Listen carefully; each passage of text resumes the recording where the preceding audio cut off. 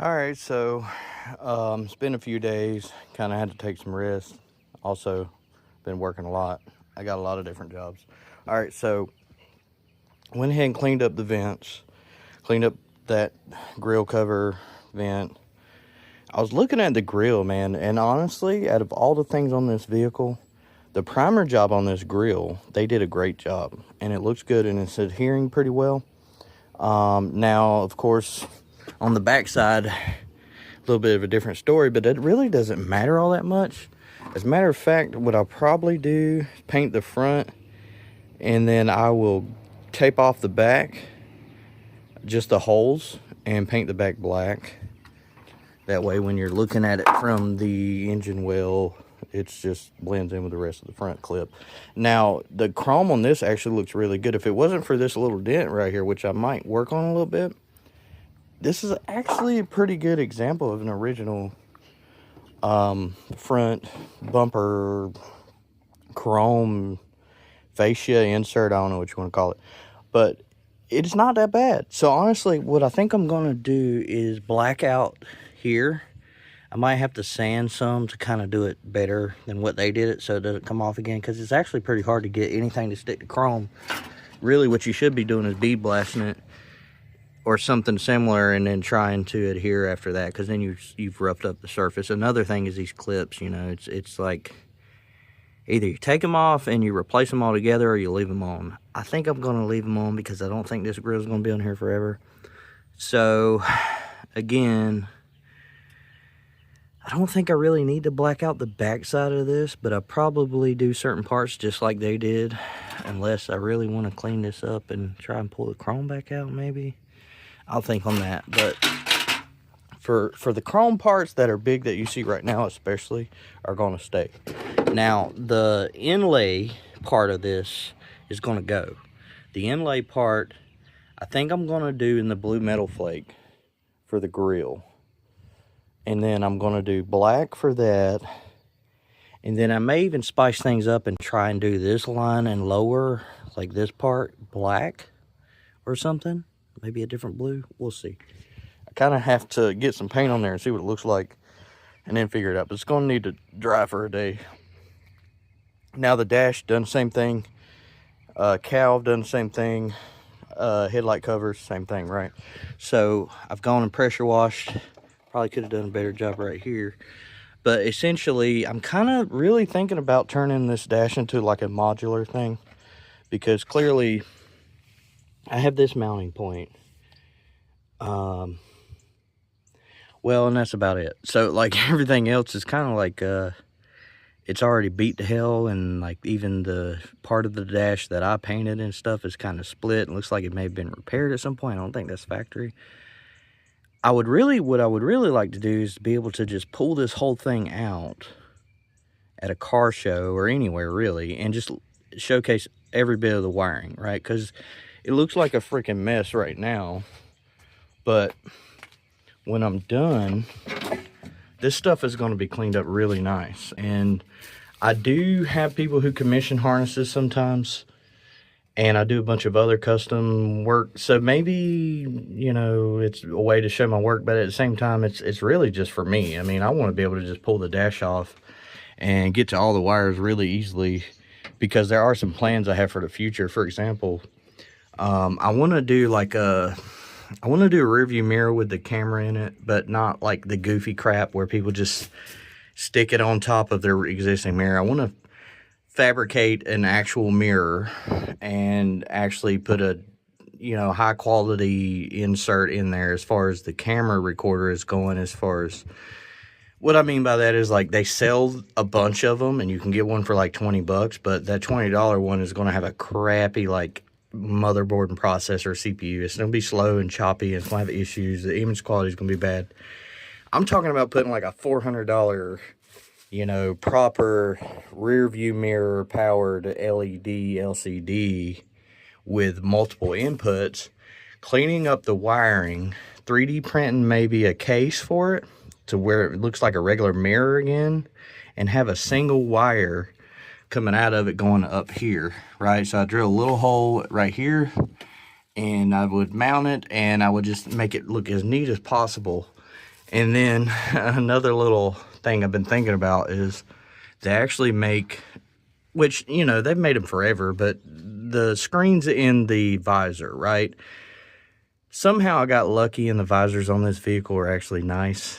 But I'm really thinking about putting the mirror cameras, and bear with me, in those as well, and double feeding those with the NVR and maybe the head unit. Because if you don't know, the Sony head unit actually has a DVD player and it has multiple inputs for video. So you can have your normal reverse camera with the trigger, but you can have 2 other inputs. So I can have left and right as far as like lane merging. You know, I can do whatever I want there. So I can split those 2 signals, but also still feed them to the 4 input, 4 channel NVR that is also doubles as a rear view mirror, I mean.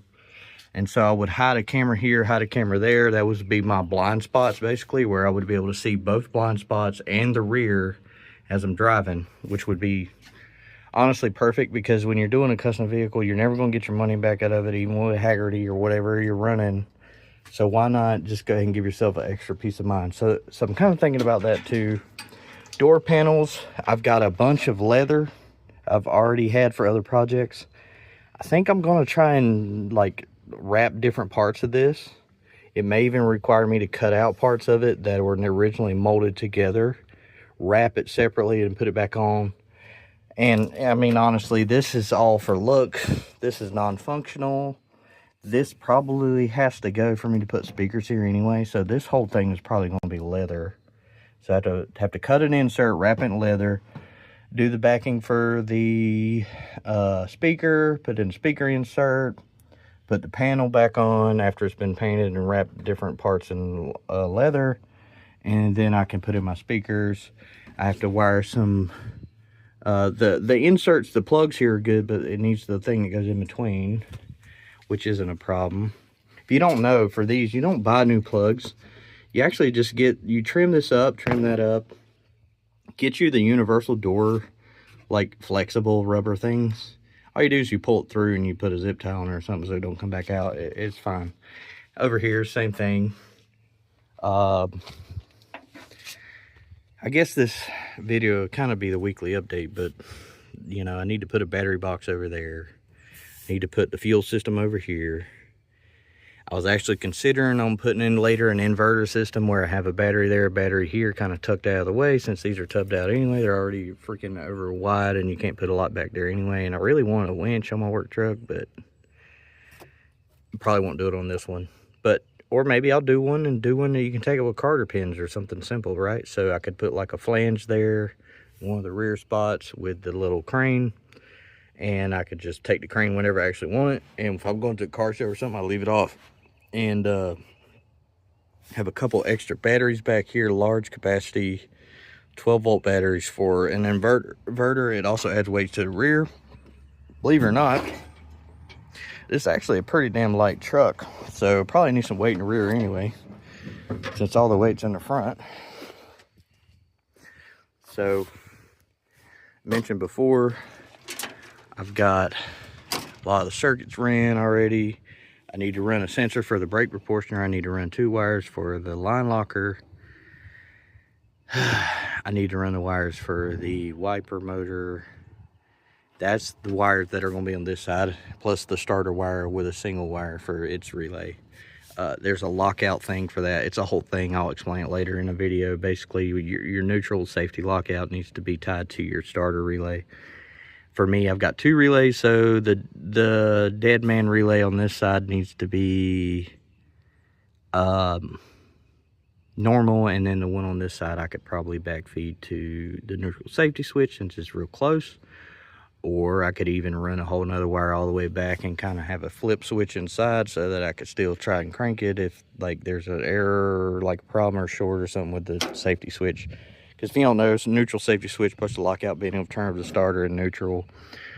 I mean, anything other than neutral or park, if that makes sense. Still need to wrap the header on this side. Still dreading that. Still right here. Got some primer on. Got the first coat of blue metal flake on the bottom reservoir. Totally not necessary, but I'm doing it anyway because it's going to be like somewhat noticeable one of the good things about this engine bay is just how great it is at showcasing stuff. I mean, there's so much extra room, yet there's not enough room at the same time. Like, for example, you have to run a skinny brake booster for a 440. You have to get specialized motor mounts, but it's got a full frame chassis. It's got these big wide open fenders. It's got all this up front where you're not doing a drop-in radiator with a top mount. You're doing a side mount radiator, which is actually beautiful when it comes to like trying to make everything nice and chrome. So all I need to do over here too is put in a grounding point. I'm going to run the wires from that side for these lights, so there's no wires on this fender. The only wires coming out of here. At some point, I'm going to have a grounding point, and I'm going to have one wire coming out for the fuel, and I'm going to have a wire coming out for the brake proportioner, and 2 wires for the line locker. It's going to be a nice little small bundle, maybe even right here. I didn't cut this, by the way. It's just the way it looks. And I need to get some grommets. Another update is found a piece of plexi that I got lucky I already had. I don't know how I keep getting lucky on this build, but so I've got this huge piece of plexi that was already countersunk and had already been used on a build in the box, and it's all scratched up, but I can kind of buff it and clean it a little bit, maybe frost it. I don't know. Either way, it's like something temporary. I ain't gotta like order a piece of plexi right now. I got this pressure washed and letting it dry. I'm gonna add some padding here before I wrap it in the cover. And then the cowl, I'm thinking I'll paint it blue. The same blue that's probably gonna go up top here, which I haven't talked about. I'm thinking about this body line or something similar up being the blue metal flake and below being a nice black chrome, not chrome, but black gloss color. Because these really aren't working for me. The moon thing, the sun visor isn't working for me. The guy that I bought it from had added another one that's from a good brand. I forget the name of it, but he's going to send me that, and I'm probably going to try it on and see what it looks like. But I have to pull all this off first, and I'm going to have to do a bunch of cleaning up and sanding and everything else, and because you know that I'm gonna pull that off and there's gonna be rust behind it. Like, it's fine, it's whatever at this point. I'm over it. But anyway, I was thinking the cowl would be blue, and then maybe this body line or this body line up blue. I don't know. If I do this body line, then I guess the cowl needs to be, yeah, the cowl would be blue because it would be here up. Yeah, that might work. So here up, following this body line, it fades out right here. And then you got this, right? So I could probably get away with blending here, tapering, and then having from the here up blue, and I still need to bend that out all the way on the top and having it below black. Or I can go with this line, but the thing about going with this line is it kind of goes back into the body. A lot of times I think what people do is they do the dark color here and do the light color here. Kind of makes sense, but if I do it, maybe what I can do is kind of blend it here in a way that makes sense to where it doesn't look so stupid. Because like on the end here, it comes all the way around, and he's already got a shaved bumper, by the way. So really the only line that gets broke up on the whole body is right here. Well, it's not a whole lot of work to just put a little bit of Bondo here and kind of work this in just a tad to smooth it into this, pull this crease out kind of, and keep that body line flowing. But I don't know what that would look like. You kind of have to put paint on there, eyeball it, sand the paint back off. You know what I mean? It's a whole process, so we'll get to it. Now battery box wise, for here, I think I'm in great shape. You know, same on the other side, but like right here is going to be a fuel pump.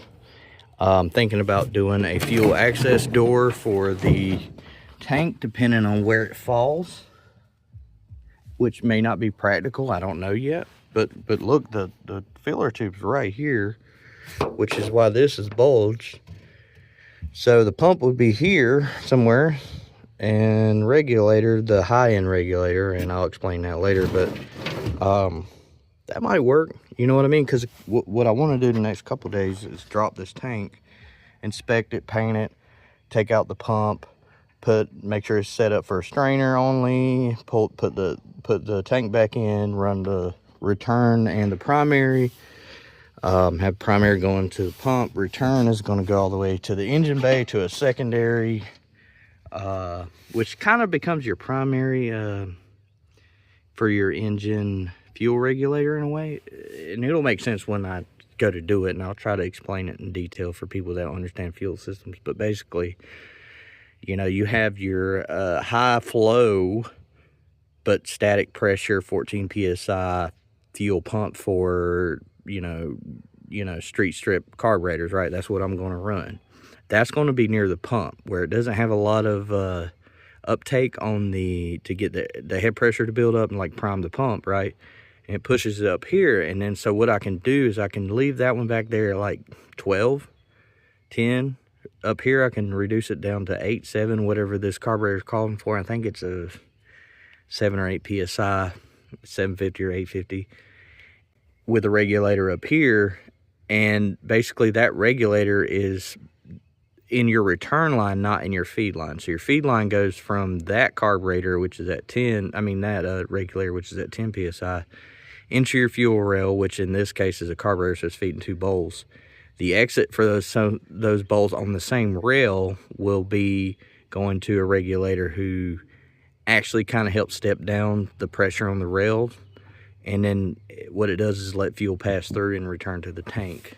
And that helps mix fuel whenever you're doing E85 or any kind of ethanol, but B, it helps where it doesn't overheat your fuel pump as much, and you're not running as high as a head pressure, and it's easier on a regulator. Like, everything is better when you do it that way. But at the same time, it adds complexity. It adds an extra hose. I'm going to have to change it up quite a bit if I do ethanol, because ethanol eat the rubbers inside of those regulators. It's a whole thing, but it ain't that bad, and I've got pretty good stuff. I mean, it's not top of the line, but it's good enough for what I'm doing. Like, I've got a big oversized filter. We've got this will be the regulator that will be by the engine, so it has a vacuum that helps adjust the pressure a little bit as you're drawing more fuel, and it has an return, and you have the other side of your rail coming in. And then I have this high pressure fuel regulator, which will be by the actual fuel pump, that will just maintain a constant pressure. As long as you're a couple psi below your nominal pump pressure, then it should make it easier to maintain that pressure steady the entire time you run the vehicle. So that's the idea. So this one right here, I have to look up the part number, but this should be the Salt 1138 or something like that. Basically, it's not like, I can do fuel injection with that if I wanted to, but it's not really made for that. It's made for like high volume applications at lower pressure. So anyway, that's the update for today. Got a lot of work to do, trying to do things right, trying to take my time. I know everybody wants to hear this thing run. OP7 lighting kit. OPT7 is kind of like a brand that's not like great, but it's not the cheapest crap either. They still use aluminum channels. I don't really have problems with these. Like, I have some of this stuff running in the vehicles from like 8 years ago without an issue. But it's good enough. I've got the smaller threaded 6AN adapters for the transmission, because I just don't really think I could have the right one. So I found this little sticker. I thought it would be cool. Now this stuff runs off an app and everything too. And this is the RV kit, so it comes with a bunch of them. And that's just to provide coverage for, like, in here, the kick panel, the underneath, and in the bed maybe too, even though I have some bed lights. And it's easy to mount, easy to maintain, easy to fix if you have problems. I mean, it really ain't that big a deal. And they come with extension kits and stuff too. It's not as good as doing a standalone, but it's good enough. And then in the bed here, I have lights that are going to go underneath, like tucked in under here. They're specifically made for beds and they're sealed. So here are the bed lights. Now these are made for truck beds. You can see they're sealed and they're in this metal thing. It just makes it easier to mount. All right, so anyway, you can see that they're plenty bright for what we're going to be using them for. So that'll light up the whole bed, but I'm also thinking this right here, I'll clean up and I'll put multiple diodes in that fixture. And that way I can have like a bed light with a really bright LED. I can have reverse light, it come on as a reverse light. I can have it also doubles a brake light. So that was a weekly update. Hopefully, you know, kind of tells you where I'm at with the build and everything. I appreciate everybody tuning in. Go ahead and like and subscribe, all that jazz. I'm going to get back to work.